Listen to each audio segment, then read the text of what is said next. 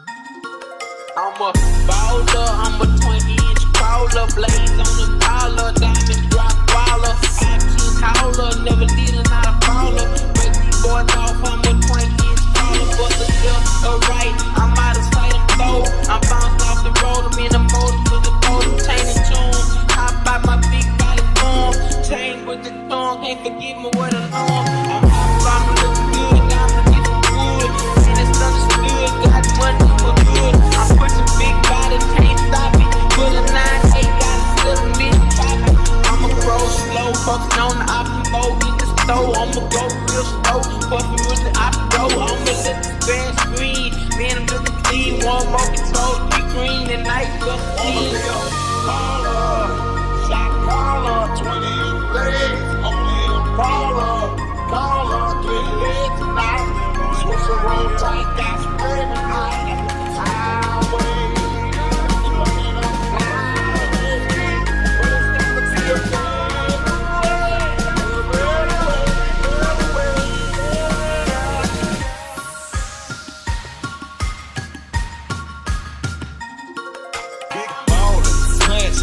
making my ends.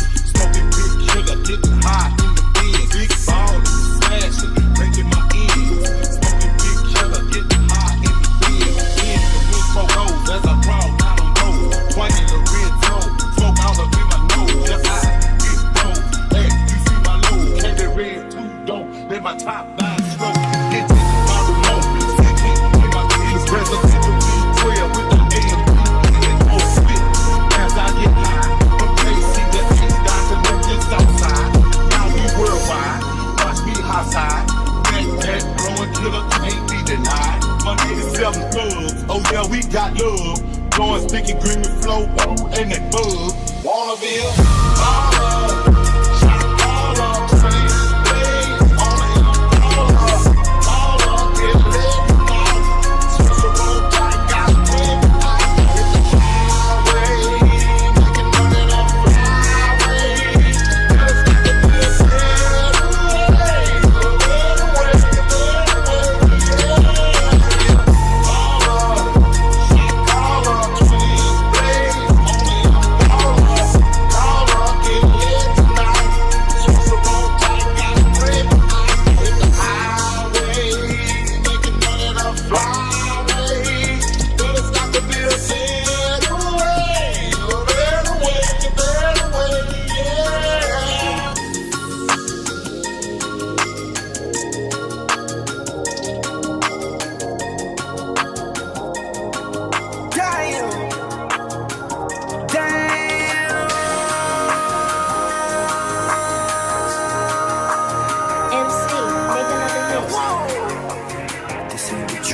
Project, this ain't what you want.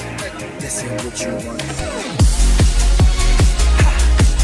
Sissy, I just wanna rock. I just wanna I just wanna rock. Body out of ya. Shorty got that body out of ya.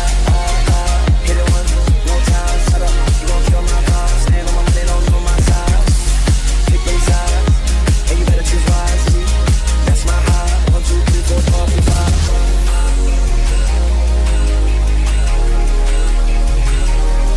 That's my heart.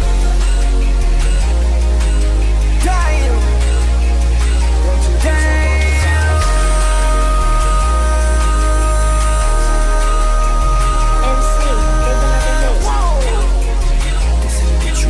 Project, this ain't what you want. This ain't what you want. Sissy, I just wanna rock. I just wanna I just wanna body out of ya. Shorty got that body out of ya. Hit it once, no time. Shut up, you gon' kill my vibe. Stand on my head, don't know my side. Pick them sides, and you better choose wisely. That's my high. 1, 2, 3, 4, 5.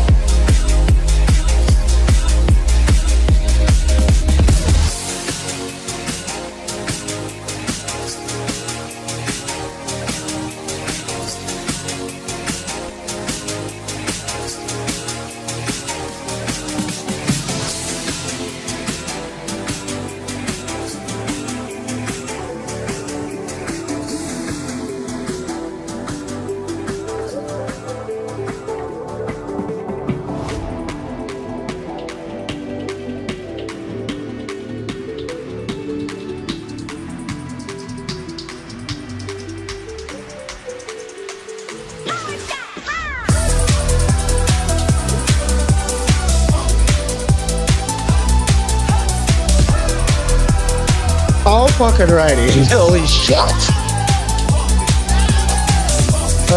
Let's turn this shit down.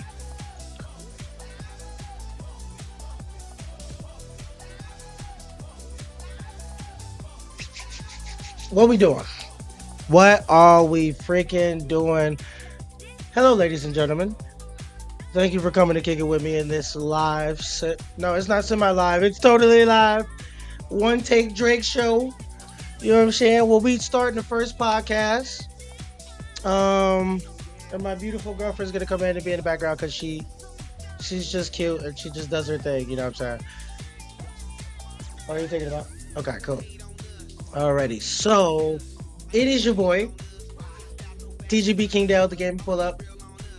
Artist is Kingdale, aka Chris, aka your boy, aka that guy, aka him. Big nose? You're racist. Anyways, honestly, I can't complain, man. Hold on, let me fix that little focus. Let's see if I can get a better little focus. There we go. That's a little bit better. I like that a little crispier. So we're here to talk about some actual things. I think I'm gonna start it with the introduction of who the hell I am. All right, we're gonna start with who the hell I am, my introduction to gaming, how long, the history, whatever. We're gonna start with that, and then we're gonna go and talk about the things just early this year, and then the next podcast I'll probably end up adding some things that I enjoyed of last year. This is just the start. This is kind of like a testing and trial. Yeah, you go, baby case. Look at that hot girl in the background giving me stuff. This is just really a trial run, you know what I'm saying? Just a test to really see how I want to do this. If I want to pre-record it or record it, if I want to have her in the background with the aesthetics because she's cute. Or, do I just want to, just take this stuff out, knock it out, watch a few videos, and then game? Do you guys want gaming afterwards? Do you always want gaming in the background? You know what I'm saying? That's why it's pre-recorded sometimes works, sometimes just chilling and talking and whatnot. You never know. So with that being said, I am going to give it 1 second. I'm probably going to take a bong hit, drink some water, hit my little coffee, and we're going to get into the introduction of who the hell I even am and why we're even listening. You know what I'm saying?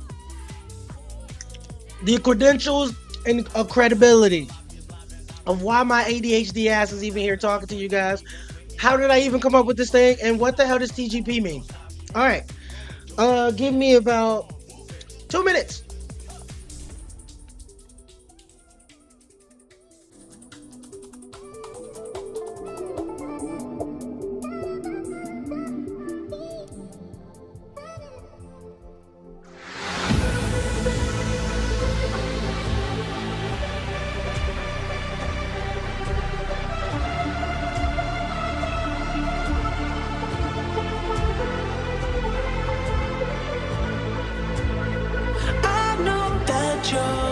Something for me that's been close to yours. Now felt it creeping up every day. Baby, right from the start, I know that look you give when we're fighting. Cause I used to be the one who was lying. Is there someone else I know? I wanna keep it close. I don't wanna lose my spot. Cause I need to know if you heard it or you heard it. If I ain't with you, I don't wanna be. Is there someone else I'm not? I don't deserve someone loyal to me. Don't you think that I see? I don't want to be a prisoner to who I used to be. Alrighty. Alright, my bad. Hold on. You gotta let that play a little bit.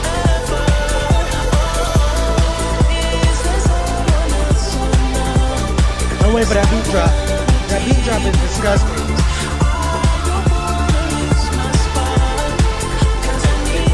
Alright, hold on. Bring it to me. Hey.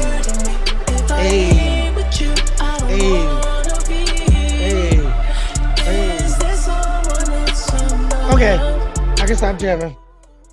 All right. Let me turn it a little bit down, and my volume. That way I can focus a little bit. I told you I'm ADHD for real. Like dead ass. So, um, where do we start? Who the hell am I? My name is Christopher. Honestly, that is literally my legal government name. Dale is also part of my fucking legal name. So we see King Dale or TGP King Dale. That is who the fuck that is my real government name, like Dale. So that's number one. Number two, I am 33 fucking years old. I have been gaming for a very long fucking time. I am a gamer's gamer. I play lots of fucking games. If you guys haven't noticed on the channel already, I like that I kind of did this introduction because it gives like a place of reference for me for people to really come in to understand who the hell I am.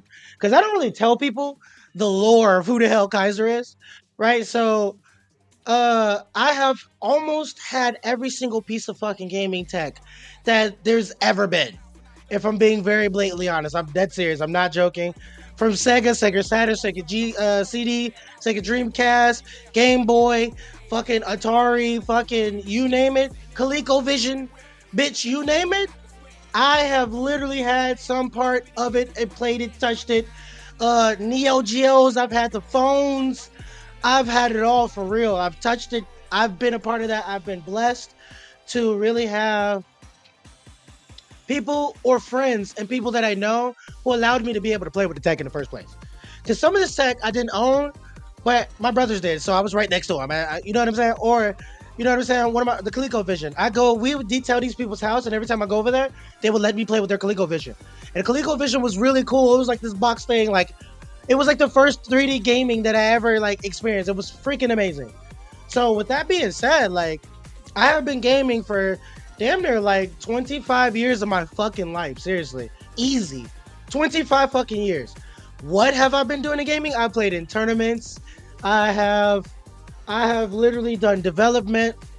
I have created my own little Mugen games. I've been part of the whole introduction of Ark, role playing for GTA, Minecraft, modding, all sorts of shit. I worked for this company called Blue Fang Solutions. That's still a company today. It was a shit show. I learned a lot. They weren't great, but it's a great company, and it was a great experience. Just not with them. Making $500 a week in my pajamas in a place where the minimum wage was like $6-7. I was living like a god. I couldn't complain, especially in my early 20s. It was a good time. So I have true development in dealing with developers. I understand what they go through, what it takes, what it takes to like for the advertisement. I know what the CEOs and how a person could come in and completely ruin it. You name it, I've been a part of it. Like I literally had stake in this shit, in this thing called gaming and tech. I have been modding since the Nintendo DS. I used to use this thing called a D4. If any of the modders know, you know what I'm talking about? D4. Put it in there. You put your micro SD card in there. An Asian kid put me on. He had a fucking iPod on his DS, and it was the coolest thing to me at the time when I was in middle school. I was in like 6th grade. He was in like 7th grade. It was the most coolest thing ever, and that was my introduction. I have played all sorts of genres, from fucking Parappa Rappa, holy fuck, to SOCOM, to fucking Final Fantasy, Castlevania, Burnout, Forza, fucking Dark Souls, Elden Ring, Outer Worlds, fucking Mind's Eye. I didn't play that shit. Fucking Dying Light recently, Digimon, Pokemon, you name it, I try it out and play it. I play all of the local multiplayers with a whole crew of people that we have in this new Discord called The Community that you guys can come and play with us, come join. Just let me know. If you're cool enough, you guys act right, you know what I'm saying, hang out for a little bit, you can come join us. Of like 30, it's almost 30 people, and there's 2 or 3 of them of like 30-40 people a piece. And so, you know what I mean, like, we've been doing this for a long time. I'm just here to have fun, play games. We play everything from Call of Duty to the finals to holy crap, Battlefield to Fortnite. We play it all. There's nothing that we really leaving off the board unless the game really just freaking sucks. You know what I'm saying? I'm just being very blatantly honest. You know what I'm saying? Holy crap. I finished school. I went to actual real school for actual development. I am CompTIA plus certified. Well, I'm not certified because I never got my certification. I screwed the school off. I literally was right there at the door and refused to take the test because of the people who paid just to spite their face. Just to spite their face. Could have totally passed it. Didn't. Reason being is because I am a convicted felon. And in the environment of Florida, being a convicted felon, I couldn't even be in the environment. I would have did all of this for absolutely nothing. So I just said, hey, let's start a consulting business where I just have my own environment, do my own tech, and fix tech and sell tech and do all that stuff here. And that's what I actually do. I literally have a studio here. There's a whole nother PC here with a PS5 over there. There's like everything that we got going on here. We are set up to run like a one-stop shop for nerdom. You know what I'm saying? T-shirts, studio, like music studio. Like I edit music. I am a nerd, dude. Like I am a real freaking nerd. CompTIA C++, known, Python a little bit. You got, what else? You got, of course, Java. I'm Java certified, baby. And then CompTIA security. Like I can go hack some stuff. I can remote desktop. I can do some stuff. You know what I'm saying? I know how things work. I know how, you know what I'm saying, commanding, running scripts. I know how that works. I know how programming works. I know how to fix programming. I know how to fix computers. So I am a true fucking nerd. I've been doing this stuff for a very, very, very long time, y'all. For a very long time. I mean, a very long time. And like, I wanted to like really be reiterated. Nobody paid me what I was worth ever in this environment. And the true honest reason is because whether people want to be very blatantly honest about it, they're just fucking racist. They try to keep black people out of tech, even though we really kind of created it and we kind of helped stabilize it and keep it where it's at. And now all these white people have bought all this shit and they have fucked shit up. And that's what we're getting into today, later on. You know what I'm saying? With this AI bubble and AI problem that's causing, not just for PC gamers, because they thought, oh, the PC gamers. No. No, everyone. Not just PC gamers. We're affected first because we're the first ones that they actually was selling and created NVIDIA, AMD, and fucking Intel. We created this shit. But I digress. Before we get there, I just wanted to give you guys a introduction of who I am. TGP, King Dale, that guy, that is me. I bust ass to be in the tech world because they never wanted me to be there. I have over 40, 50 phones. I really do this shit. I hack iPhones. They said that iPhones are hackable. That's a lie. They're very hackable. And I have done it plenty of times. I play alleged games. I'm on sites. I'm in Reddits. I'm in all sorts of places. I really am a nerd, man. I like all these songs and this stuff is curated. I've been doing this for years. By the way, this is my third or fourth time streaming, starting this shit over. The last time go around, we was at like 1,000 and some change. Like 1,500, almost 1,600. And then before that was like 2K. Where I was on Omelet Arcade and literally got my account hacked. I done went to multiple platforms. This is where I'm at now. I was on Facebook Gaming, Omelet Arcade. At one point, I was on a whole nother Twitch, 3 different Twitches. And I had a whole nother YouTube. So now I have a whole new YouTube that is connected with the Twitch.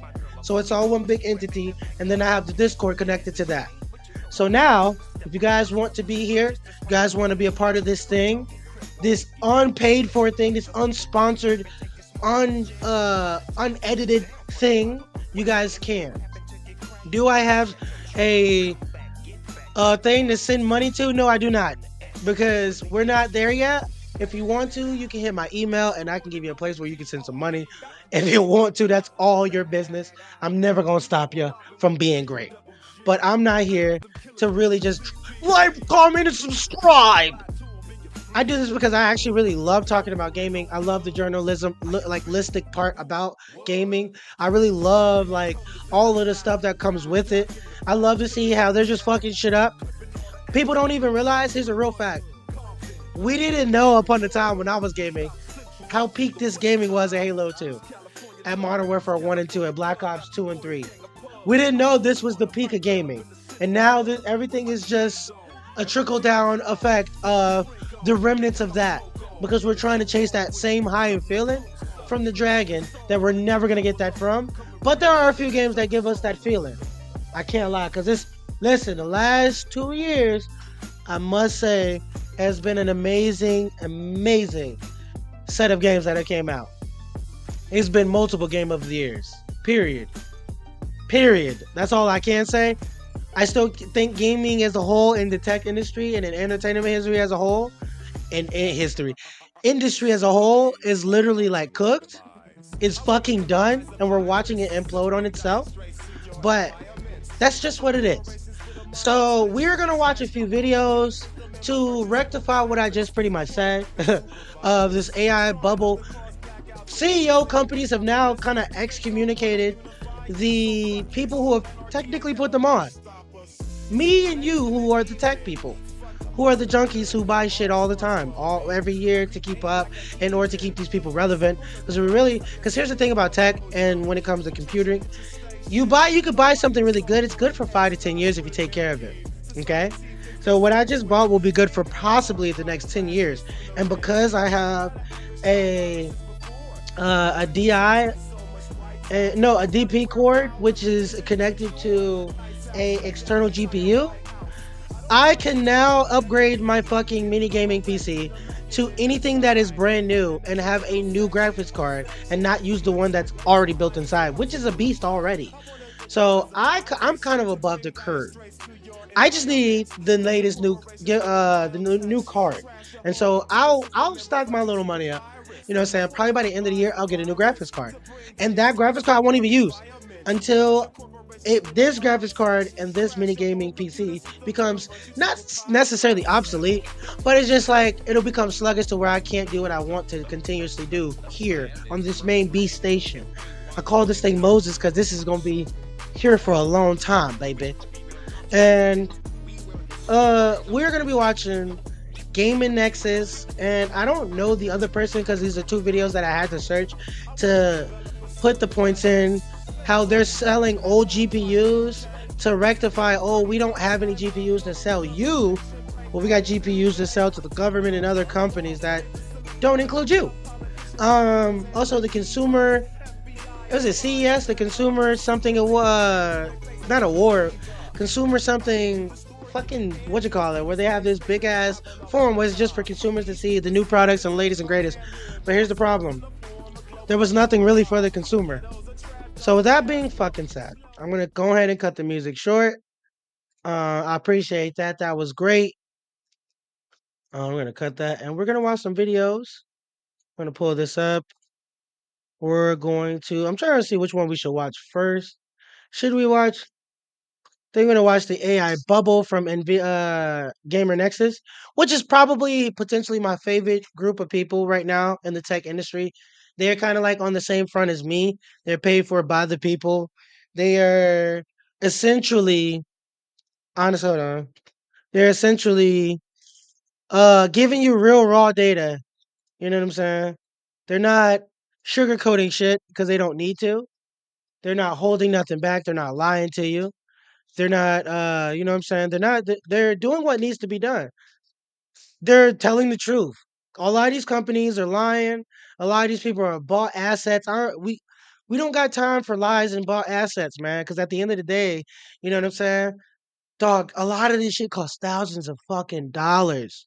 And people don't know that the MSI claw has mad issues that the developers know and refuse to rectify and fix and just, you know what I'm saying, give a wide fucking either a new piece of tech and or give them a better warranty to fix. No, nobody knows these things. You gotta have people like Gamer Nexus to call them the fuck out, lose a sponsorship, lose all this shit, take the heat. I'm so glad that they're still doing this, dude. They've been doing this for damn near 10 years. And I'm glad that they're still alive. Because these people that they're going against are practically mafia. All right? This is mafia like oriented people that they're telling the truth on. People that's playing with millions that really could put in a call and these people could fucking disappear. And no, these people are not suicidal.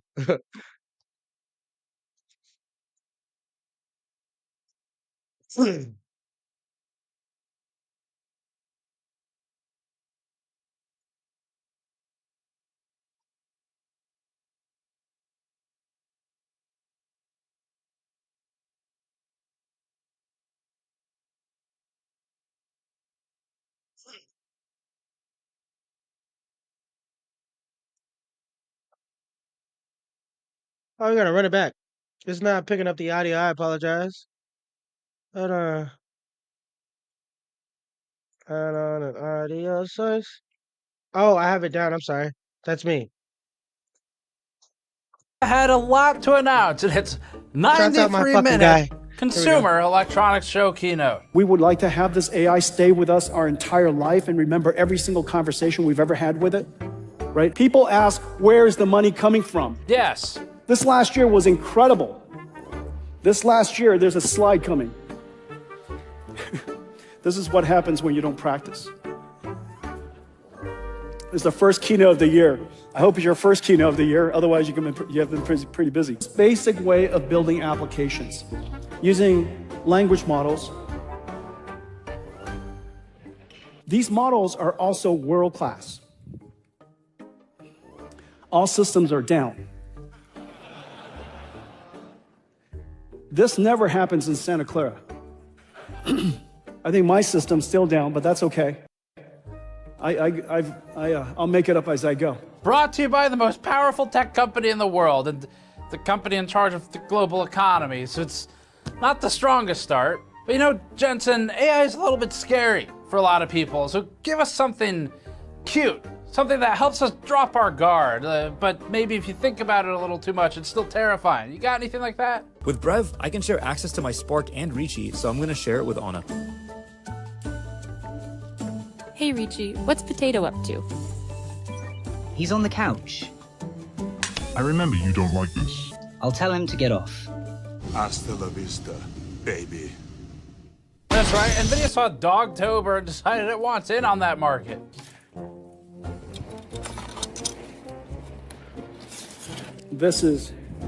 We're losing all of our CPU, GPUs for him to be able to fucking flex on us with an alligator coat, gang. What is happening? What is going on? This guy has no clue what the fuck's going on. He's just repeating nonsense that actual geeks and nerds told him to repeat. I just want to let you guys know that. He has no clue what the fuck is going on. That's why he's clueless as to his shit and his fucking talking points. He has no clue what the fuck he's saying. I just want to let y'all know. Wow, super heavy. You have to be a CEO in really good shape to do this job. Okay, all right. So this thing is, I'm gonna guess, this is probably, I don't know, a couple of 100 pounds. I thought that was funny too. Oh! Have you guys heard this one? You laugh that way because you know you're wealthy. Is that? I'm very wealthy, and that's odd. That's how wealthy people laugh. I wouldn't have guessed. Oh! Come on, it could have been. Do another one, tell another joke. It's usually about 2 tons, but today it's 2.5 tons because when they shipped it, they forgot to drain the water out of it. So we shipped a lot of water from California. It's funny because there's a localized water crisis all over parts of the United States because data centers are taking all the water, and NVIDIA took 1,000 pounds of water and put it in a box and shipped it from California to a desert to put on stage. It's also at a time when the concentration of nitrates, the percentage of it is increasing in some areas of data centers because of the data center usage of water, and also there's sediment buildup in some people's water where they can't drink it anymore. Can you hear it squealing? You're gonna squeal a little. Oh, you could do it. Wow. NVIDIA did, though, have other important and good news. In case you were wondering, NVIDIA is still accelerating everything Palantir does. Palantir, for example, their entire AI and data processing platform is being integrated and accelerated by NVIDIA today. That's right. Who's What is it Palantir? Palantir does again? The data mining firm Palantir faces backlash over its partnership with ICE. The government agency paid the company $800 million last year. Our product is used on occasion to kill people. Ah, good. Killing people. The good news is that Jensen Huang doesn't need people where he's going. That's your future. We're going to give, yeah, you're going to be born inside these platforms. Pretty amazing, right? Before that, this video is brought to you by Thermaltake and their View 600 TG case. The View 600 TG comes in multiple different color options, like their Future Dusk colorway, a classic white or black, yellow, and a light blue and red combination.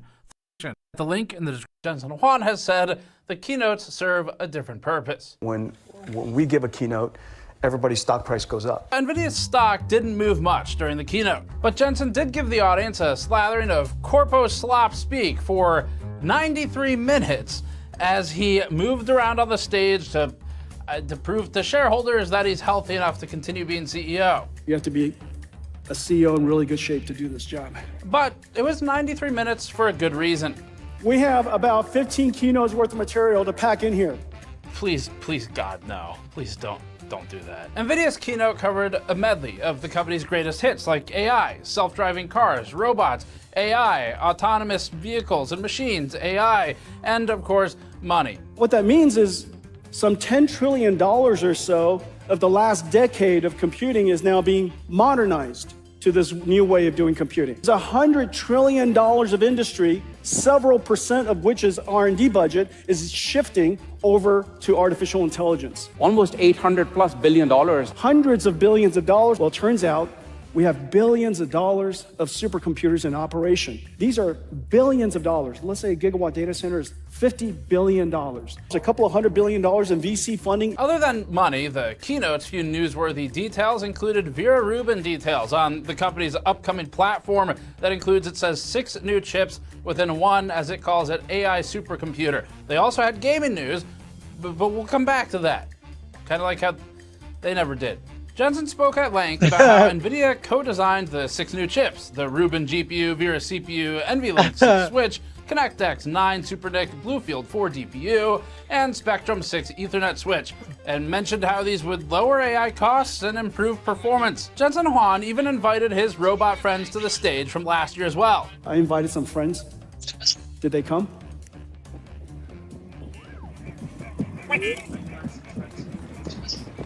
Hey guys.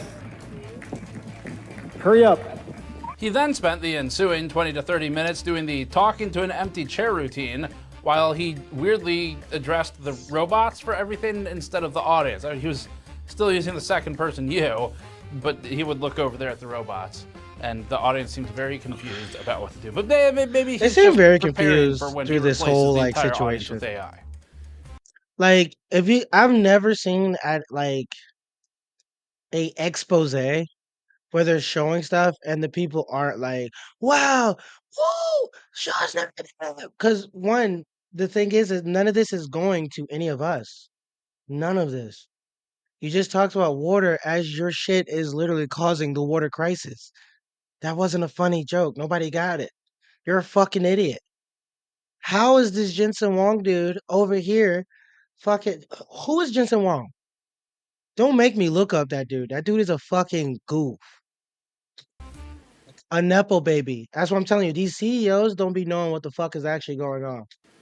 There's no GeForce gamer in the room. Jensen and the NVIDIA pet robots unveiled Robots on Parade with the sure shot, sure to make investors drop money, as they showed robots ranging from surgical use cases to construction robots from Caterpillars, although they didn't show any of the killing drones that the friends of the military industrial complex might use. So that's right. Once again, at the Consumer Electronics Show, NVIDIA has covered Consumer Electronics Show, CES. Okay. everything Sorry, guys. except for consumer I couldn't put 2 and 2 together. My brain was scrambled. I am slow.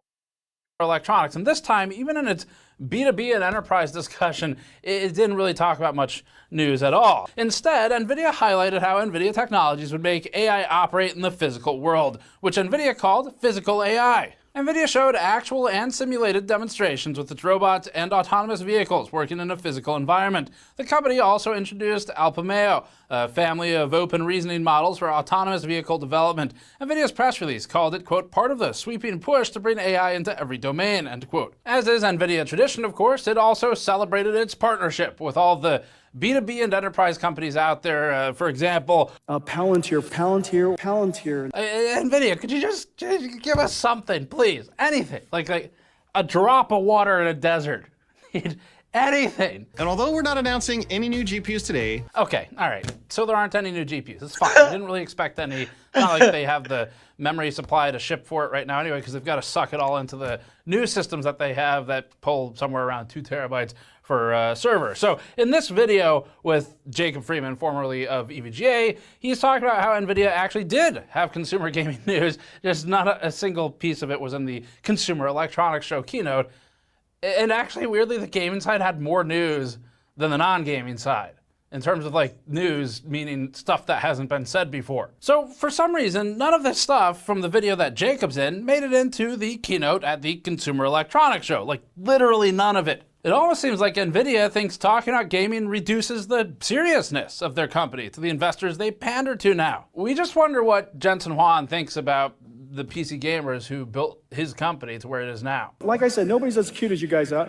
Around 1 hour into the keynote, NVIDIA finally shared its first actual news about literally anything. This was on its upcoming Vera Rubin solution. So that's right, at the Consumer Electronics Show, if you have your own $50 billion data center, you too can be a consumer of a Vera Rubin solution. Gaze upon the thing siphoning away all of the consumer hardware allocation. We'll give them credit for building what looks to be a fairly modular design, where Jensen Huang illustrates on stage how the prior solution had, he says, 43 cables and 6 tubes for cooling, while still relying on air for some components, stating that the new Vera Rubin boxes instead, which is the new architecture following Grace Blackwell, moved to 0 cables and 2 tubes for water in and out. Looking at this render of the server, NVIDIA shows blade-style connectors for power at the front edge of the 2 primary boards shown at the back, sliding into the server solution, with liquid cooling tubes integrating more completely with water cooling blocks used on top of the CPU and GPU parts. Huang also claimed that it's faster to deploy, so data centers have one less obstacle between them and more feckless expansion.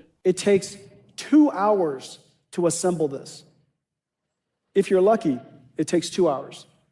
And of course, you're probably going to assemble it wrong. You're going to have to retest it, test it, reassemble it. So the assembly process is incredibly complicated.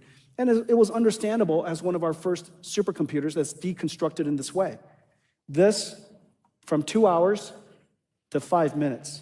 Huang says that the new server solution is 100% liquid cooled, up from a stated 80% on the prior model. He also claimed, and we're not sure how much of this was a joke versus wasn't, since it actually was unclear, that it has half a ton of water and a full RAM, 12 gigabytes per second. A move to 1.5 terabytes of LPDDR5X capacity from 400. That's all I wanted to fucking show.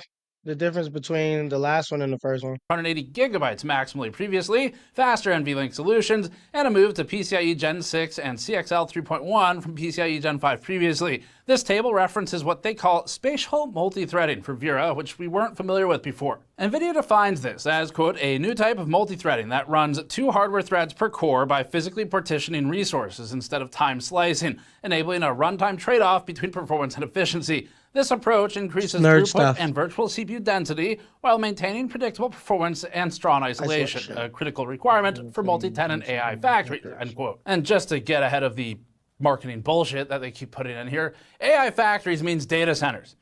That is what that is. They're trying to brand it as a factory to make it seem like some kind of approachable blue-collar thing, presumably so they can go ask the government for more money and better regulations or something, but it is a data center. That's what that means. For memory, NVIDIA notes that it's using SOCAM, or get me out of there. The circle of power smoothing and GPU power draw on this chart is for NVIDIA. Maybe you're not. I mean, but just let me get there. NVIDIA has published this helpful image showing the circle of what all this means. There's just one thing wrong with it. It was a small error they made 1 second. There we go. That's more accurate.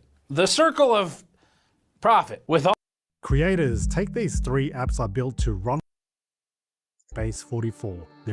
all of that out of the way. we got some actual news in there. Look, I tried.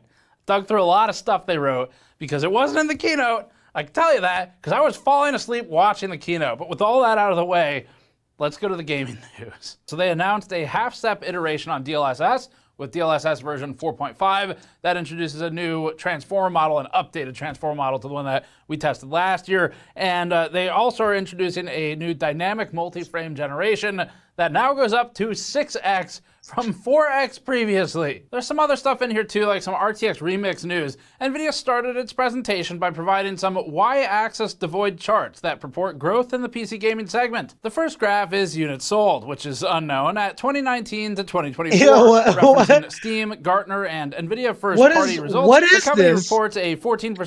What the fuck is this unit of measurements? What's the units? Yo, what the fuck is this? $1 billion company, by the way. $1 billion company. Oh my god, bro, what? % decline in PC adoption over the period versus a 51% claimed increase in gaming PC adoption. As for what constitutes a gaming PC, NVIDIA says it's anything with a discrete GPU installed in it. This would also mean that office workstation PCs, work from home PCs bought during COVID, and even local AI processing desktops with a DGPU would be classified as gaming PCs. Since this chart crosses the COVID explosion in the PC market in 2020 through 2022, the growth in DGPU equipped machines is unsurprising. It's masking whatever happened. So it's inflated numbers. Pretty much is what he's saying. If anybody couldn't get that, like they're just inflating numbers and making it look good. Happened in the $1 billion company, by the way. Last year or so. What it doesn't show is 2025. That data's probably not fully in yet, to be fair, but the projections that are out now from some of the analyst firms in the industry are forecasting a reduction in PC purchasing just in general for 2026. Which is also not a surprise. NVIDIA also noted that its % total of Steam install base has increased for Blackwell versus prior generations. The x-axis is months after launch, and the y-axis is who the fuck knows, but you could calculate this one manually if you cared. We'll start with the DLSS 4.5 changes. NVIDIA's DLSS 4.5 introduces two major changes: an updated transformer upscaler model and dynamic multi-frame generation up to 6x now for a semi-adaptive target frame rate solution, meaning frame generation will be reduced in scenarios where you're closer to your target frame rate, and it would be... Forgot, right? I just forgot. When I say game, I never actually said what I did at Blue Fang Solution. We were game server hosters when it wasn't even really a thing, meaning the servers you guys play games on, this dude allowed you to create custom servers on a main, like almost pretty much cloud computer. Like literally per game, multiple games. People would buy space to be able to literally play with their friends on RP servers and shit. So I did game server hosting for like a year and some change. Maybe, like, yeah, just about a year and some change overall. Yeah, because I worked a little under 6, and then I worked another just about 8 before I got the fuck up out of there. Yeah, a year and some change. But yeah. Here's what they showed: the DLSS 4.5. Y'all don't know, this is some actual bullshit. Apparently, the DLSS 4.5 is AI generated frames. So the real frameage that you would get is telling you 198 right now, but during actual gameplay, you're only getting like 15 to 20 frames per second, which is really fucking bad. It's absolute horrendous. Oh fuck, maybe I should pull that up. Well, a bunch of people in the games industry. Ooh, baby. All right, let's continue. Increase in scenarios where you're further from it. DLSS 4.5's second generation transformer model, which is the new one for the upscaler, is available basically immediately to all RTX GPU users. So that goes back to the 20 series. It excludes only GTX cards, including GTX 16 series cards, with dynamic MFG 6X reserved for 50 series users who wish to enslopify their gaming. Adaptive multi-frame generation is pretty interesting. They're calling it dynamic. But we talked about Lossless Scaling's adaptive multi-frame generation previously. That's the $7 tool you can buy on Steam. We benchmarked some of those solutions and did image quality analysis. But what they do is a fractional multiplier as the minimum sort of divisible amount, where you can have, say, a 1.6x frame generation or something like that in order to hit a target frame rate that is defined in the software. In this situation, NVIDIA can only accept whole numbers. So they told us that 1 through 6x, or just no frame generation at all, are all possible values, but there's no fractional value in between. And NVIDIA also noted that it can run on either a manually set frame rate target, just a hard number, or you can set it to operate based on a refresh rate for the screen target. As for the updated transformer model, NVIDIA's first-party demo makes it appear as if some issues that we found previously have been resolved. In our early 2025 DLSS testing for DLSS 4 at the time, which was done independently of NVIDIA's background pressure that we've detailed in the past, we found that the new DLSS transformer model sometimes had issues with ghosting and trailing edges on objects or UI elements. Overall, we did think it was an improvement on the CNN model, but it still had some areas to improve. The new transformer model in 4.5, according to NVIDIA's first-party capture they distributed, should resolve at least some of the ghosting, trailing edge, and UI element detail issues, such as text on the screen. We haven't yet tested this, but NVIDIA's first-party video demonstrating the feature does look to improve upon issues that we showed when we tested DLSS 4 last year. NVIDIA's demo with Oblivion Remastered helps show the ghosting issue in DLSS 4 versus 4.5.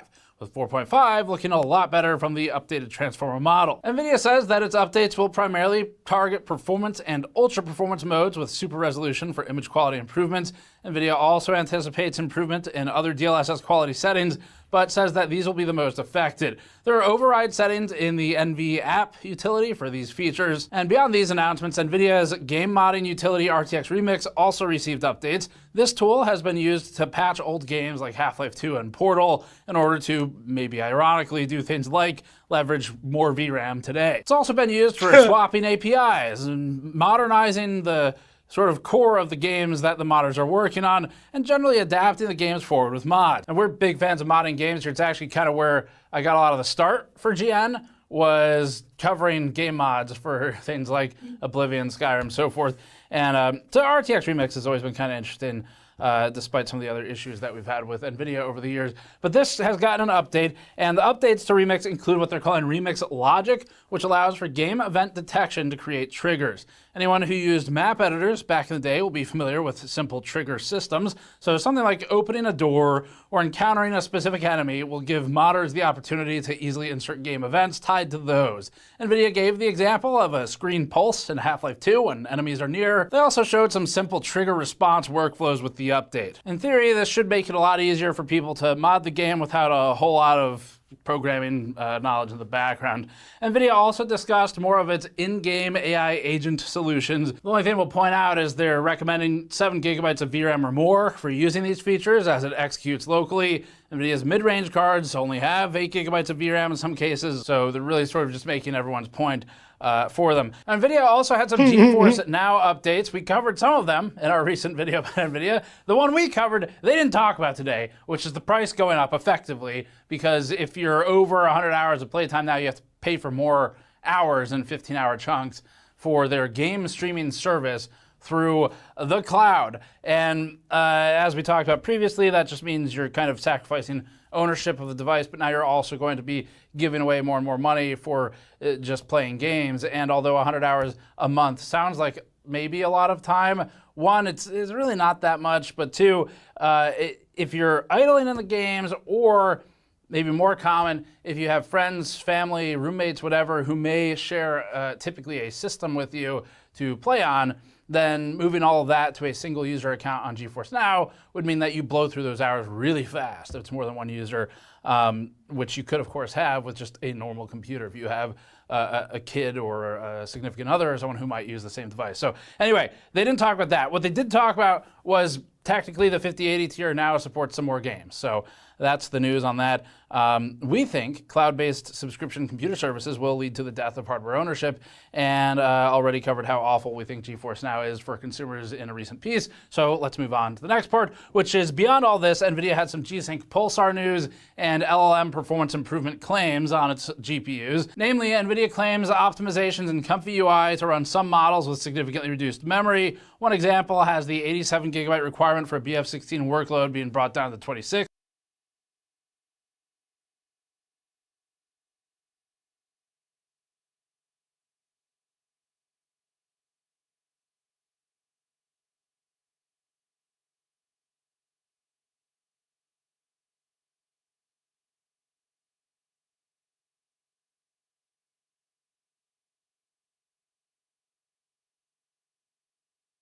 This is what NVIDIA dropped, by the way. I already did my main DLSS 4.5 review, but in that, there were some unanswered questions, as well as some comments that point out some things that are interesting and also slightly incorrect. For example, some comments are saying that the new model is only for use with DLSS performance mode, and it's wrong to use it for quality or balance mode.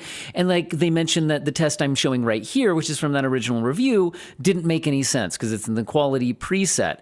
Now notice that this test is showing that on the weakest desktop RTX GPU, the 2060, which is the weakest GPU on desktop that supports the new DLSS 4.5 model, I'm actually getting worse performance on DLSS 4.5 than I am just running native TAA in the game and not upscaling at all, which seems pretty bad.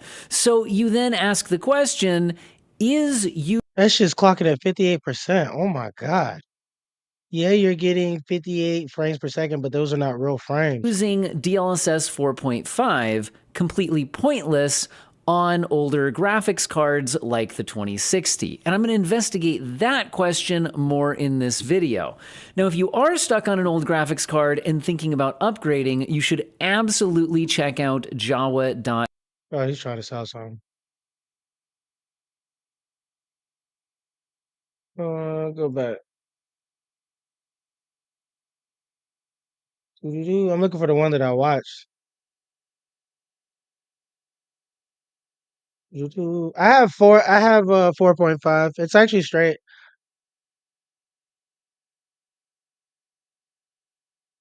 Infinite, there it is. I think that's what this is.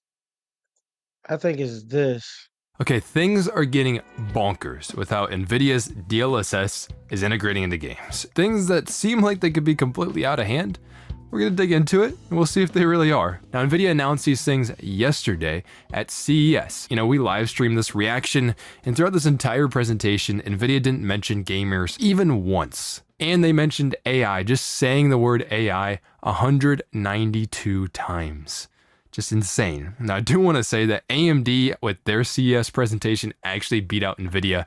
They hit over 300 AIs throughout their presentation. We're entering this era of yacht-scale computing. Dude, that's the where last one on there. More powerful.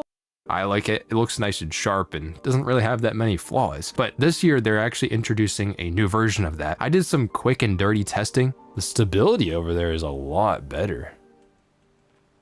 What the hell? What I found is that it looks very good actually, but you do get a little bit of a performance hit, which is the same thing that a lot of the content creators that are at CS have said. The new model is slightly more expensive than the previous one.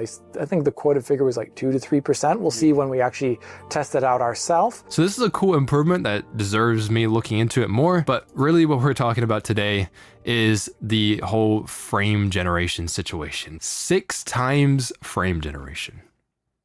Like what the hell is happening at this point? So it seems like we're just gonna keep generating frames and we're gonna forget about making the games run well. Because why do that when you could just generate as many frames as possible? Now, I can't deny that this is pretty neat that this exists, but throughout all of 2025, when they introduced 4 times and 3 times frame generation last year, I've struggled to find real use cases for these really high generated frames because they come with a lot of caveats. That's because frame generation inherently, it's interpolating 2 frames. So it needs a frame that is already rendered by the game, and then it holds the next frame that would be shown to you so that it can generate what would go in between it. You're gonna get more latency because you would be seeing the next frame in the game. And how they try to mitigate this is by using their reflex low latency technology.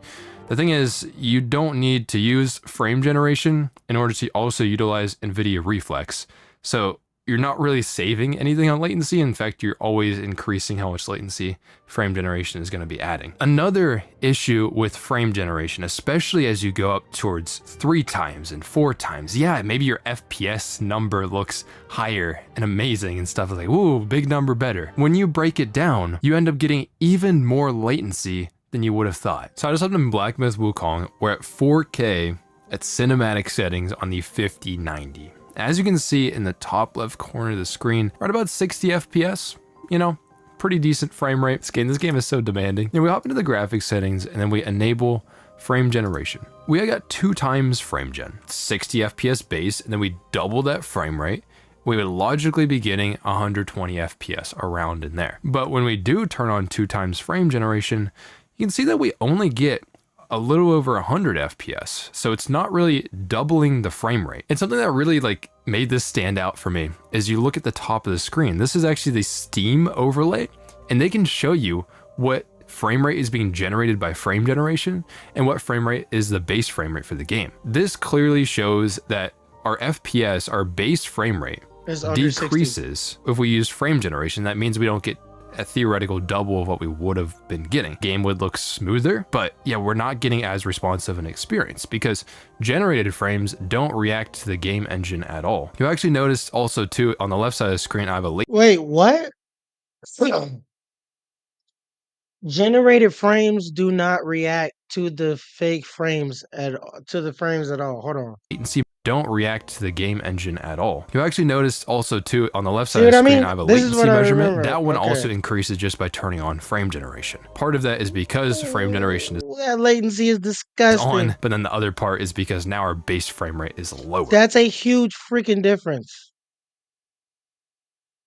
That's a huge difference in latency. We're getting about 54 FPS base with 2 times. We go up to ×4 generation. You're going to see that the situation gets even worse. We're barely even getting 50 FPS as a base, and now we're going up to 200, which is sick. Yeah, 200 FPS of smoothness, but our game responsiveness just decreased even more. You can see our latency also increased by a few milliseconds. That also means because there's less base frame rate to work with, that the image quality is also going to be worse. It's not like it's terrible or anything like that, but it's not exactly ideal. So it leaves you in a tough spot trading responsiveness for game smoothness. It actually gets worse the lower end your GPU is, because right now we're on the RTX 5090, literally as good as a gamer can get. It's going to be able to handle the frame generation pretty well. But when you hop over to lower end cards, even with this multi-frame generation from the newest generation of GPUs from NVIDIA, it struggles more and more as the GPU gets weaker and weaker. And that could be for multiple reasons. It could be because of overall memory capacity on the GPU, like the lower end cards like the 5060 and stuff. They only have 8 gigabytes of VRAM, and the generated frames does tend to use a little bit more VRAM on the GPU, but also just the overall AI performance on these cards gets worse and worse down the stack. So that means you're compromising more and more of your base frame rate and your base latency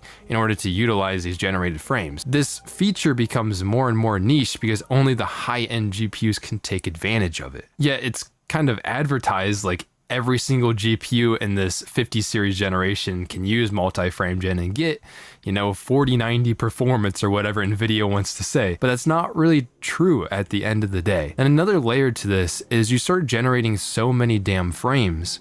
You got 240 FPS or something if you were to go from 60 to 240 with 4 times frame gen. Do you have enough monitor refresh rate to see how many frames it's pumping out? Because every generated frame does not add to the system responsiveness, so there's literally no point in pushing your frame rate above what your monitor can show you. There's a bunch of layers to multi-frame gen that makes it more and more niche. You need a high-end GPU, you need a high refresh rate monitor, you need a good enough base frame rate that it really doesn't seem as useful as NVIDIA likes to make it out to be. But now they're coming out with 6 times frame generation, or up to that. Gets me concerned because we saw how 4 times frame gen was. How is this going to work for a lot of people out there? This is going to be even weirder because now, what they're showing right here is that you'd be taking a game from 40 FPS, multiplying it by 6, and going up to 240 FPS, which is insane. And if you were going from a base frame rate of 40 FPS,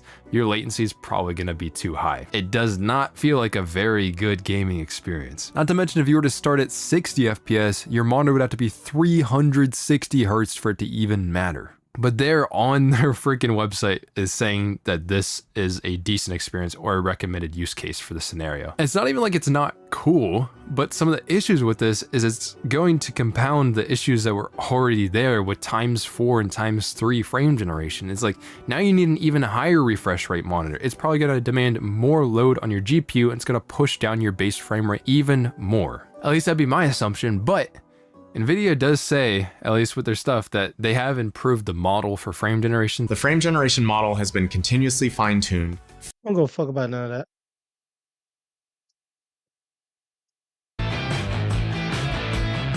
Hey guys, welcome back to Clownfish TV. This is Neon, and this is pretty weird. Geeky sent this over to me. It looks like NVIDIA is going to be bringing back old graphics cards because the cost of new graphics cards, it's going through the roof, just like RAM, because of AI. That's the official story anyway, but this is pretty interesting. They're talking about bringing back the GeForce RTX 3060 in the first quarter of 2026. Now, this is a 5 or 6 year old graphics card, GPU. They just sold a 5, almost 6 year old GPU. And in fact, I think I had one of these in my old rig. I've since upgraded, but yeah. Will we see more of this? I'm not just talking graphics cards. I'm not just talking RAM, but will we see old tech make a comeback because it's cheaper to produce, right? And also there's a demand for it. Not necessarily the graphics cards, but other things. I did a short the other day talking about Nintendo and 3DS prices on the secondary market. They're going through the roof. People want the old tech. And really, you get to a place where it's good enough. It doesn't always have to be bigger, badder, better. For consumer grade, it's good enough. It plays games decently. And in some ways, I think it forces developers to be more conscientious about their decisions and make sure they're making a game that a lot of people can play on their systems, wherever the baseline, the mid-range is. And we've seen a lot of that in the last couple of years. I think I'm gonna get a DS just to mod it. Oh God. Straight up. Because at the end of the day, the new DS thing that's like a DS that can play all the games costs a lot more than I'm pretty sure I could find a Nintendo 3DS on the market. I'm gonna look it up. If so, I'm gonna get the one. I'm just gonna get a 3DS and then just mod it. Honestly. We've seen it with Power World and Helldivers and some other games that they really haven't been like super graphics intensive, but they've had widespread adoption, and maybe we've just hit a ceiling. I don't know. We're going to take a look at this, though. It's pretty interesting stuff. Before we get into it any further, please subscribe for more pop culture news. Yeah, we're not going to none of that. Come on. Came from Hongjing 2020, who apparently has some inside knowledge on it. We'll talk about the RAM prices, too. But WCCF Tech picked it up. NVIDIA could bring back the GeForce RTX 3060 in Q1 2026 to tackle current gen GPU and memory shortages. Now, they discontinued it in 2024. The original lineup, which was introduced in 2021, is still the most popular gaming graphics card on Steam. While the 4060 and 5060 are picking up the pace, it looks like NVIDIA might just once again open up the production lines for this GPU. So the new report comes from Hongjing 2020, who has a solid track record with NVIDIA GPU updates and production plans. The user states that, as per the latest update on the 5th of January, NVIDIA has updated its partners that the RTX 3060 is coming back. There's no detail on whether both the 12 gig or 8 gig models or one of those will be produced, but the 3060 is going to be made available on retail shelves once again. This indicates the extent to which the DRAM shortages have affected consumer GPUs. The GeForce RTX 5060 makes use of GDDR7 memory, and as DRAM costs rise, the RTX 5060 might not only be affected in terms of pricing, but also supply, since procuring memory is also an issue due to poor supply. Yeah, we're going to talk about just how crazy expensive memory is. The 60 series product family is made for mass consumption, so NVIDIA will have to offer some alternatives to its partners. The 3060 came in both 12 gig and 8 gig. The 12 gig variant was decent, but the company faced backlash with the 128-bit gig model. I had a 12 in the old rig. If NVIDIA were to reintroduce the 3060, they should be doing so at an attractive price point of below the $200 mark, since only then would it make sense to gamers. That's crazy, though. I mean, really, it'd be good for gamers, though, if you're looking for mid-range gaming to be able to pick up, a pretty decent GPU for under $200. The 5060 Ti. 5060 was 200 and some change literally 3-4 months ago. Let that sit in. Now they're selling a discontinued GPU for the same, almost, if not more price right now for DRAM. That's all right. Now, here's what's going on. And if you guys have been sleeping on this, you might want to pay attention. If you're thinking about building a gaming PC in 2026, I might have to take an L and just chill. You're going to want to pay attention. Highest possible recommendation right now is go buy a pre-built system if you can get one at a good price, because I don't think you're going to be able to build a decent rig anytime soon. But I think that we're also going to see the games, dial back a bit, to account for that. It's come from Men's Journal. RAM prices will surge even higher in 2026 as AI demand triggers a memory pandemic for gamers. A memory pandemic. RAM prices are climbing fast in 2026 as AI demand reshapes the market. Shouts out to the Clownfish TV. Shouts out to Gaming Nexus. We're going to go ahead and move on. Shouts out to the dude. I forgot his fucking channel name. We were just watching. I'll go back and shout him out. What is this? The destruction of home computers. Even Crysis works on here. There are no GeForce gamers. These guys are absolutely exceptional. How long is this? Do I have 30 minutes? Damn. So this is probably why I should do some of these podcasts. Like on days that I'm off. I gotta go to work in the next hour. So now I'm forced to speed this up. Forgive me. I thought that I wouldn't have had to talk for long, but I ain't gonna lie, I really did enjoy telling you about myself for the introduction, because I don't feel like I'm gonna say anything else again about my credentials unless someone who doesn't know comes into this bubble. AMD rolled out the red people don't do their research. Red carpet for AI at the Consumer Electronics Show, and it started. No. We had to use every can't plug in. In fact, that is my problem, right? It's not a supply issue of chips. And who doesn't love easy money? Over $1 trillion overall market as we get through 2030. That'll be $8 trillion.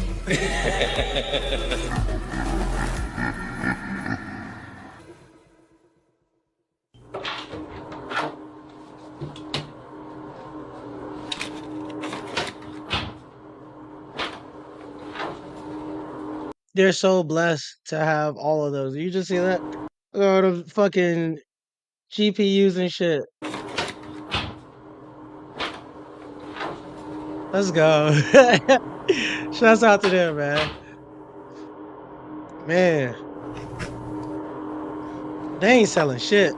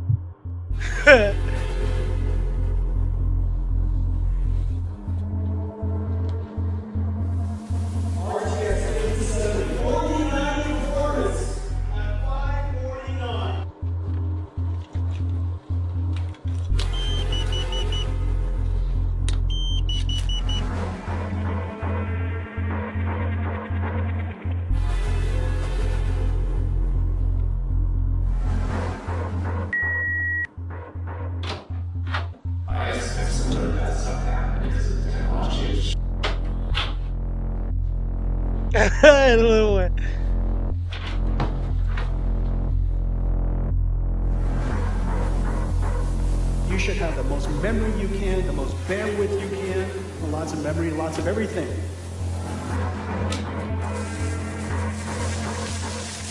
Please don't come back into your business. That's all. Generating 3 additional frames for every frame that we calculate. It can predict the future. So this is one of the incredible capabilities of artificial intelligence.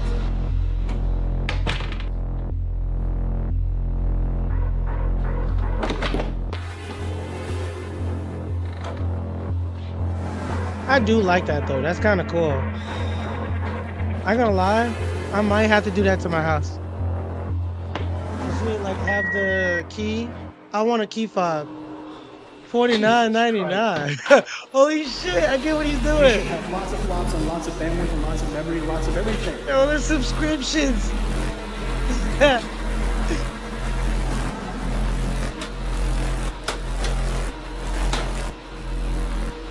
Wait for it. Even the prices for it. Of course, gamer. Lots of everything.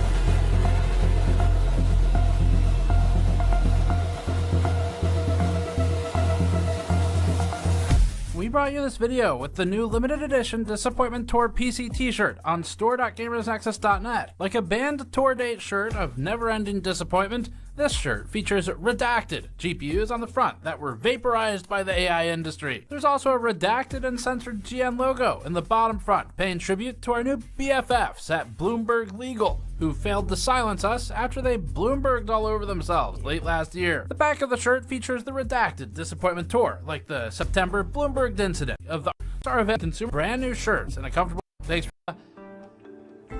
Bad. But for the good news, the 9950X3D launched early in the year. It was a normal CPU launch. There was nothing weird about it. It did what they said it would do.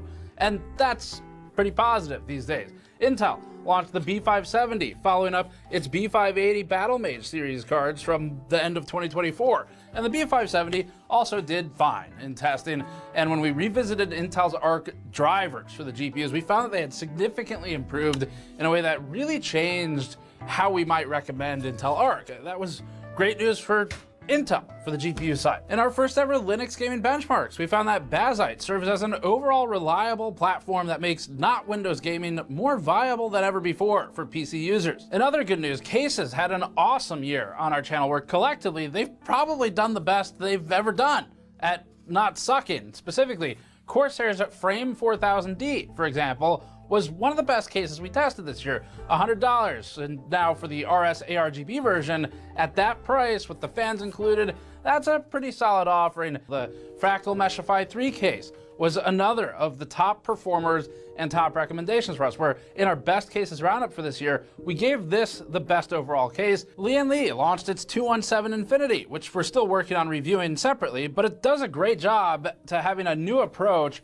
for the front panel where they've embedded fans in the glass. So finally, you can have your glass and eat it too. We should watch this one on the back. This isn't the AI bubble. There we go. This is more or less on par. We're gonna watch a good portion of this and then we're gonna clock the fuck out. I think I'm gonna do another episode very shortly. Watching some of these videos and telling more gaming news of what's really going on. I love Gamer Nexus because they don't hold back of just telling the truth. They follow the money trail. They be telling on people. And that video is pretty much like what happened last year. And I think I'm gonna add that to the next video since the next video, what you call it? The next video, yeah, I'm gonna do those. I've already liked them. Make sure I like them. Yep, I like them. So that I can go back to them. And we'll just end it off with this one. But we're gonna go back and watch them and do a recap of last year. And how like pretty much what my last year was. I never actually got to do a recap. We never got to talk about shit that happened. We never got to like talk my shit. None of that. You know what I'm saying? So I'll be doing that very shortly. But we're gonna try to get through this video. Frame 4000D, for example, was one of the best cases we tested. Fuck. Did I not just click on this? Frame 4000D, for example, was this for to prevent. Okay, thank you. Frame 4000D, for example, that were has to be cut. It's Texas. That can't stay. We also published what might be the most educational Am I high? and complete. Because it's replaying a video that I'm not trying to watch. I'm like highly confused. Game on the outside. Game on the outside.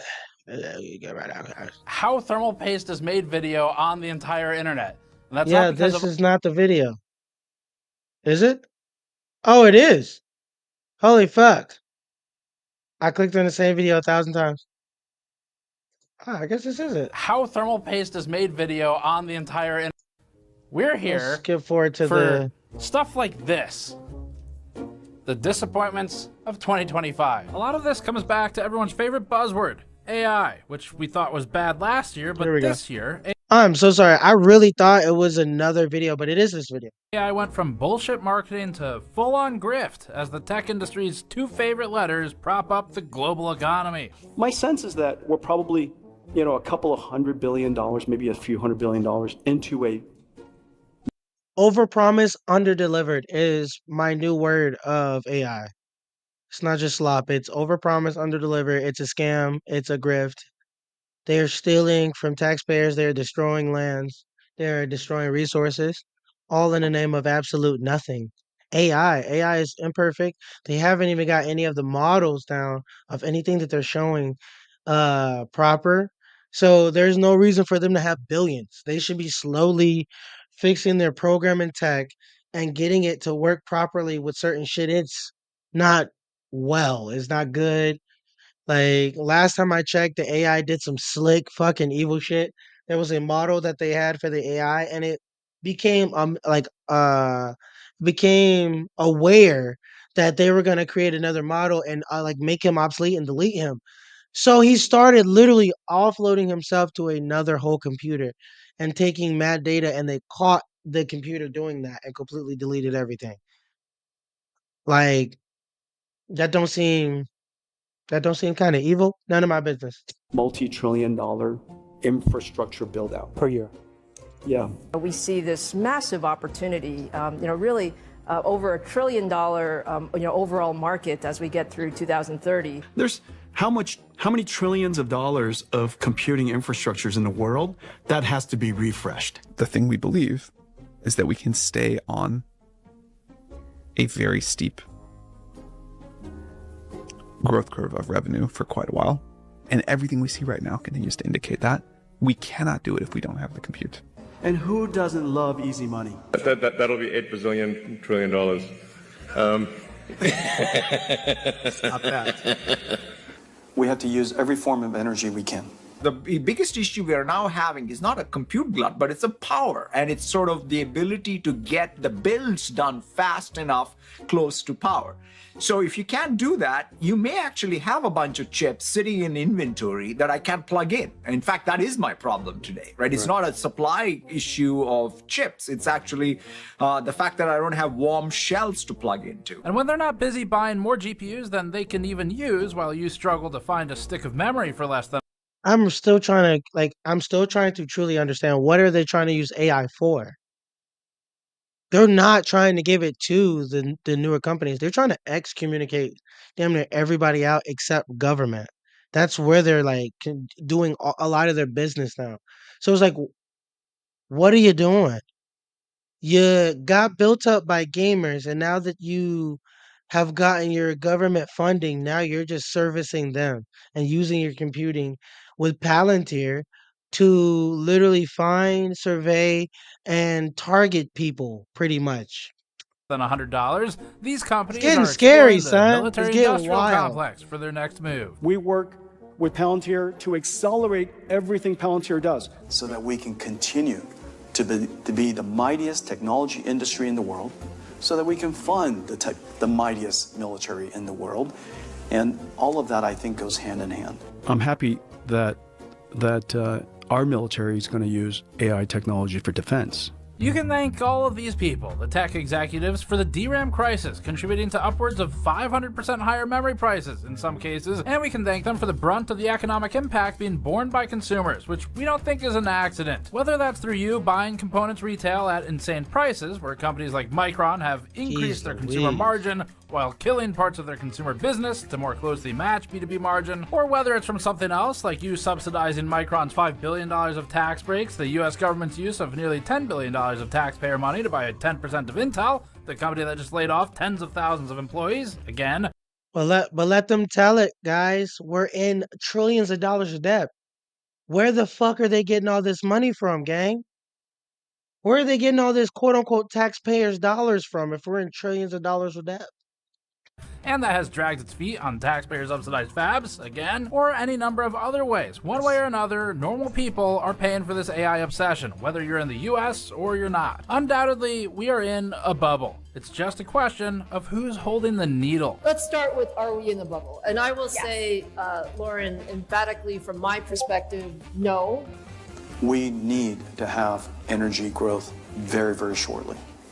I expect some really bad stuff to happen because of the technology. But the good news is, AI does something that humans have never been able to figure out before. I cannot imagine having gone through that, like figuring out how to raise a newborn without ChatGPT. The AI bubble was just part of this year's disappointments, though. A big part, but part nonetheless. We had plenty of other issues. I don't know about all GPUs, Asus's router vulnerabilities, Bloomberging all over itself, and illegitimately copyright striking our report on the AI GPU black market, and more. Let's get into all of that. Our disappointment PC build for 2025 starts off with our disappointment PC build from 2024. NVIDIA, when we said this. We'll start the recap with NVIDIA, which hopefully won't disappoint us this January.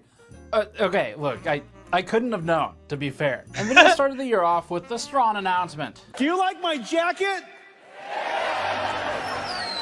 I thought I'd go the other way from Gary Shapiro. I'm in Las Vegas after all. If this doesn't work out, if all of you object, well, just get used to it. I really think you have to let this sink in. In another hour or so, you're going to feel good about it. That's right. NVIDIA CEO and man single-handedly responsible for creating an entire micro industry the MSI in the back. It's the MSI in the back. I wonder what that is. Oh, it's a total GPU. Oh my God, they're just a hub. What I would give just to be in there just to mess with the tech. Oh my God. Advertisements for the phrase Jensen Huang leather jacket. Jensen Huang had some announcements to share.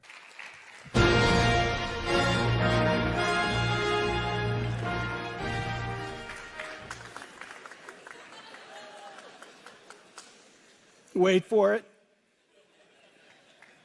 Wait for it. I thought I was worthy. Nope. But NVIDIA launched the 50 series, and then it proceeded to fumble in every single conceivable way. They acted like the 50 series was going to be so fire. They was like, yo, you guys got to get it. You guys are missing out. You guys got to get the 50 series. I got a 3080 over here. And it does what it needs to do, including stream. If I don't stream, there's not a single game I can't play. There's not a single thing I can't do on that piece of tech. So for them to like get out here, drop a 50 series, we were looking at this like, okay, what can it do?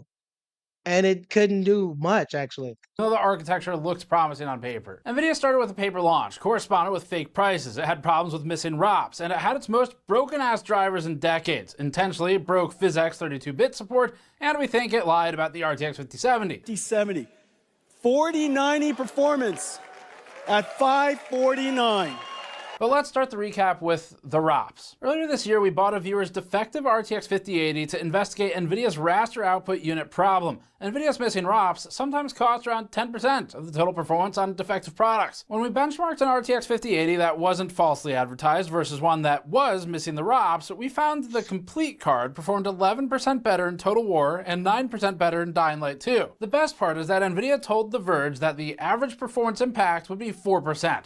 Which is on the low side of what we found in some of these games. And also it used misleading language, we think, to minimize the impact with its, quote, one fewer ROP, end quote, comment, even though one full ROP unit which is what they were referring to because it's the smallest number they could use, contains 8 ROPs in software. With PhysX 32-bit, NVIDIA abandoned hardware-locked functionality of its prior GPU generations on the 50 Oh series. my God. NVIDIA abandoned hardware-locked functionality of its prior software. With PhysX 32-bit, NVIDIA abandoned hardware-locked functionality of its prior GPU generations on the 50 series, leaving players of games with NVIDIA proprietary PhysX 32-bit features in a situation where sometimes an RTX 5080 can perform worse than a GTX 580. Separate from this, NVIDIA also pushed its worst drivers possibly in its history. The drivers had rampant issues with screen distortion and artifacting, crashes to desktop, hard system reboots, G-Sync issues, and general compatibility problems. Of course, looking back on it now, it all seems kind of obvious why they had these problems.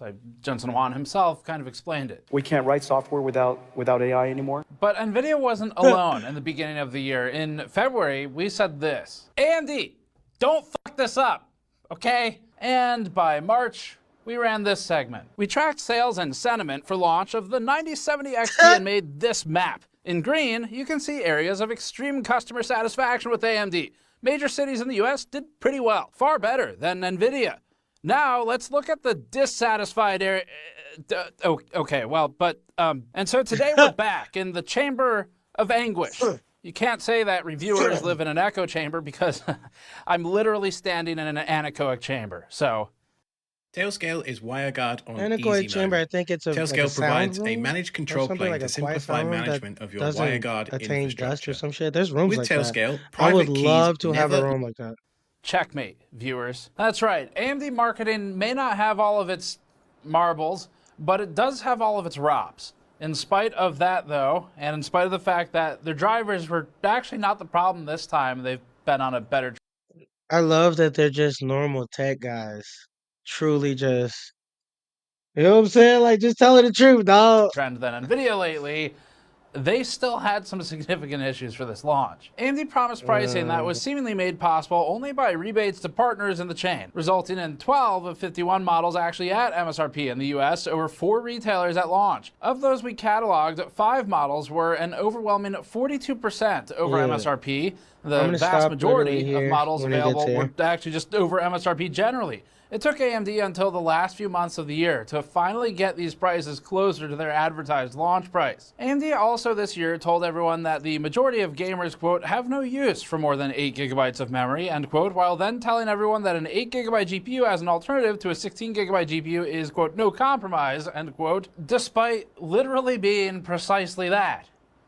They compromise, like a 50% capacity one. So, while NVIDIA was in the corner huffing server exhaust and writing driver code, AMD was doing its best to make sure that it gained not even a fraction of a percentage point of market share in discrete GPU. So GPUs had the spotlight for the first couple months of this year, but they did graciously make room for somebody else to share the spotlight with them, which is ASRock's murder boards. And I think we'll stop there. ASRock Murder Board 1650. We'll probably go back, cover, and finish the video in the next episode of the podcast. And we'll do some of the actual drama that's going on. So I watched the video actually saying and showing that the Steam Deck was not Steam Deck, the Steam machine was going to be about $1,000. And now people are coming out and saying it's going to be a lot less and that those are lies. So I'm going to play those videos. I'm going to play some of the other stuff we're going to talk about last year. Going to do a little recap. We're going to talk about some of the games that I really had fun with. We'll probably potentially talk about the gaming awards and some of the games that I thought could and or was gaming of the year. Uh this has been amazing podcast live. I don't know. I had a blast doing this. I feel like it was a little rushed because I didn't give myself more time. So I had a blast and I just wish there wasn't less than what it was. I think it's only an hour and some change. A lot of people like 2-hour podcasts and talk about more stuff. But it was pretty fucking amazing for me. I hope you guys enjoyed yourselves. Um we will try to be back as soon as possible. I can't give you a date, time, none of that, because I do not absolutely know, if I'm being blatantly honest. But what I can say is that pretty much we will be doing this again. I had to get some of the music started and get this thing out. I'm gonna play some music at the end. Honestly, this was fire. I hope you guys enjoyed yourself. If there's any topics that y'all want me to cover and have my own ADHD indigenous man conversations about, y'all let me know. Or just come in here and just give me a link, or, you know what I'm saying, put me on. But this was a freaking blast. Thank you so much for coming through. Buki, is there anything you want to say?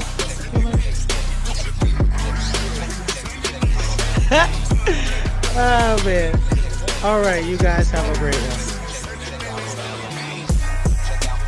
Go to Palm Springs for a day trip, free band, October zone, it's the same shit. Shorty keep on knocking back the shots, better ace this, won't bank nose, presidential faces, won't bank head, started seeing spaceships, won't. We just started fucking, she impatient, now she want a butt lift, now she want some lacy, just to see the bag clear, that way she could chase it. Hey, I remember grade 6, I was up in Payless, trying to get some A6, now I'm Nike down in a motherfucking snake pit, now I'm type of nigga give it out and I don't take shit. Check out my melody. All the bullshit gon' thank me for Saudi Arabia. Money coming. My trap coming up tree. I ran a check off on my feet. Billy Tom. Go get your mama, I'm a boss. I got all, I'm your daddy. I'm a Harari. I ain't California. Keeper Green.